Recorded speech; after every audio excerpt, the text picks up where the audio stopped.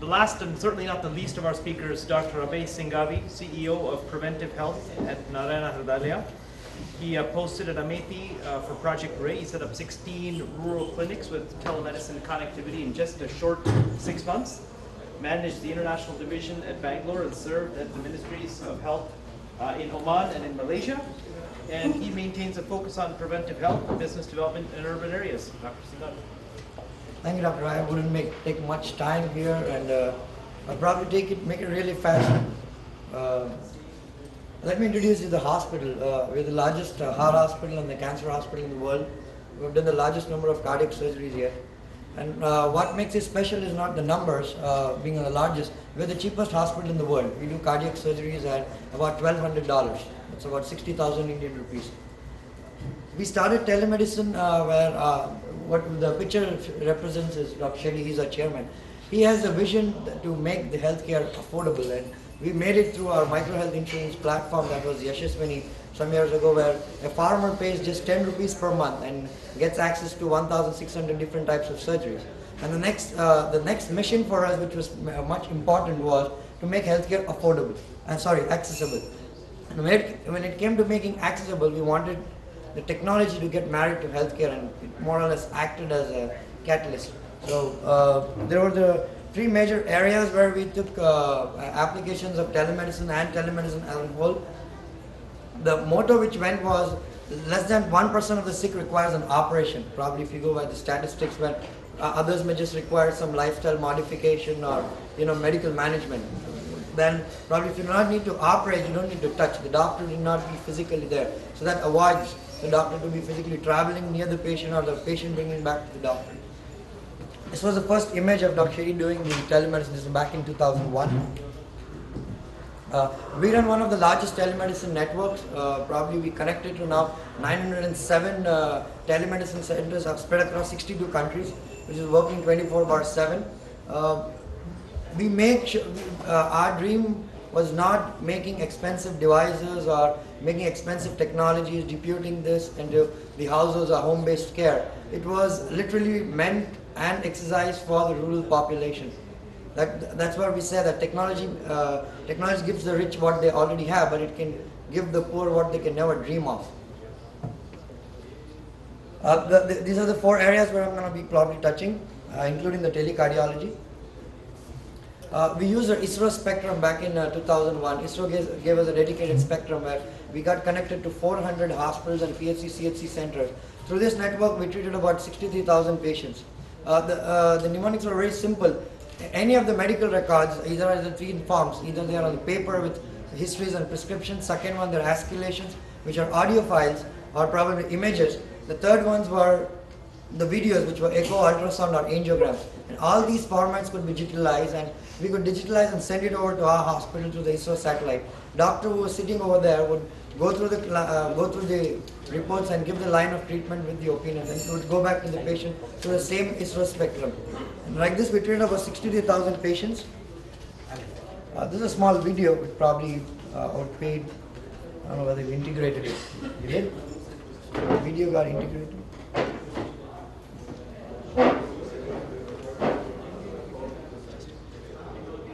You'll have to play it again. This one. Here.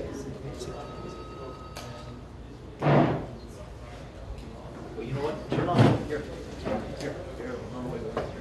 Turn on the speakers off. What did you do? Just play it.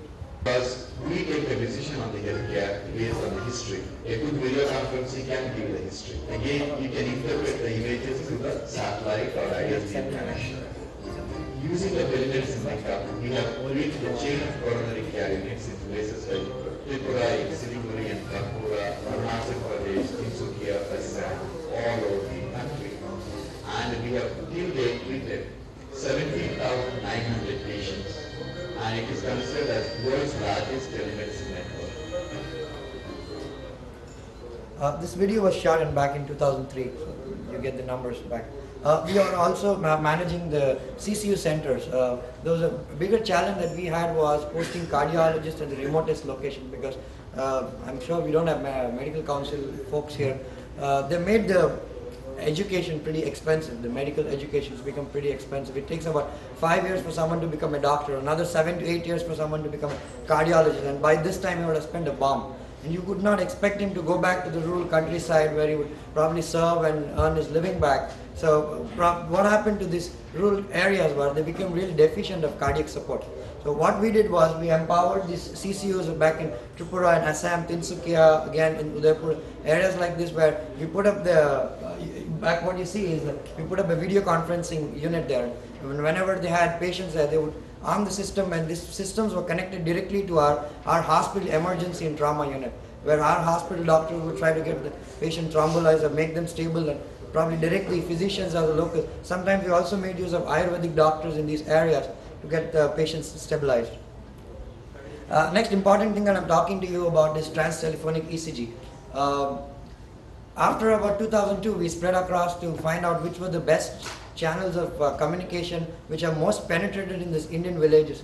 There were two things that we came up with. One was the telephone line, and second was the post office. I'll probably start with the telephone line, what we did with the telephone line. Now, as everybody knows what's about an ECG, probably ECG is a device which records the heartbeats and probably the electrical parameters of the heart, and it is usually related to the golden hour, which could probably help the patients to save themselves before knowing that they're getting into a heart attack. So as I spoke about the doctor problem, cardiologists in the remotest locations, what we did was we distributed these devices to the GPs and physicians in the rural cities and the states, where probably they would never travel back hard and far to the districts for the, what these devices is, they get connected to the telephone line. That was probably technology where how your fax machine works. How you push to the picture and the fax machine just prints it out. On the same technology base, we connected the ECG device to a telephone line where the ECGs are recorded at a GP's location, a physician's location. The ECGs would all the way travel and come back to our hospital.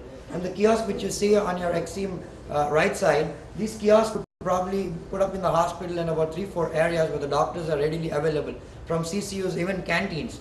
But as soon as the ECG comes, it beeps, doctors would go through the ECG and opine the ECG back. And the person would get the ECG probably before he puts the shirt back. So 3 to 5 minutes you get the ECG back. This was the center where we created the world's largest ECG network, and we run more than about 425 centers across the country. And plus now we have also added a lot of our units overseas. We are working closely with Boeing Airlines to put the system on their aircraft. Now you might have seen the latest movie that you had, 3 Idiots. The first scene of 3 Idiots is the guy just puts his hand and the flight pilot has to forcibly land the plane without having a choice. And Boeing, surprisingly, has defibrillators installed on all the aircraft. But what is more surprising is they don't know when to use it. They don't have crew who are trained when to use it. They cannot differentiate between a heart attack or gas or probably an arm pain. So we worked out with Boeing, and we're probably coming in 2012 March, we're coming with systems where all the Boeing aircrafts will have these ECG machines installed on the system. Whenever anyone complains of having probably a chest pain or anything, they would send the ECG back, and only when the doctor confirms that yes, this chest pain is because of a cardiac malfunction or any of this, only then they will land it. Because of the fuel prices and all, probably I'm sure Boeing and the other airlines will also take it. These are some numbers that we have done. We have seen more than about 350,000 ECGs. I'll just skip it because of the time schedule. And surprisingly, we get about more than 250 ECGs per day on an average. Pan-African network was already covered, so I wouldn't go there. Let me speak about the Hridaya post format. Some time ago I just told you we wanted to understand which were the most penetrated channels of communication. This first one was actually the post office. Thanks to the Britishers, when they ruled us, they left us a very efficient system of communication. We just used it on the next level. What we did was, on a pilot program, we installed our own sister concern software in about 23 post offices in Karnataka, which had the capability of compressing and scanning and recording all the medical reports and sending back to us. So what would usually happen in a scenario is a patient who just had a cardiac problem with an ECG or echo who got it through a nearby diagnosis unit would walk up to the post office, the government post office. He would give all the reports to the postmaster, write his address and go back home. This gentleman would scan all of them and send it to us through our software. When it comes to our hospital, our doctor would go through all the reports and opine for the line of treatment, and the postmaster would deliver the opinion and the clinical treatment to his doorstep. So that was the last level of accessibility that we did it. The next one was the continuous medical education. We've done more than about 3,000 CME programs with linking up with Africa and all the other 62 countries that I named earlier.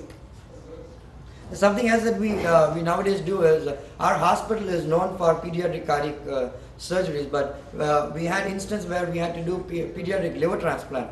We had liver transplant specialists to do this, but we didn't have a pediatric anesthetist to support this kind of surgeries, because these are one of the rare surgeries where you do liver transplant for pediatric. So what we did was we connected our operation theaters to Children's Hospital of Philadelphia. When it is day here, it is night there, obviously. So what you see, these monitors, they depict the parameters of the patients who are getting operated in our hospital at our Bangalore unit.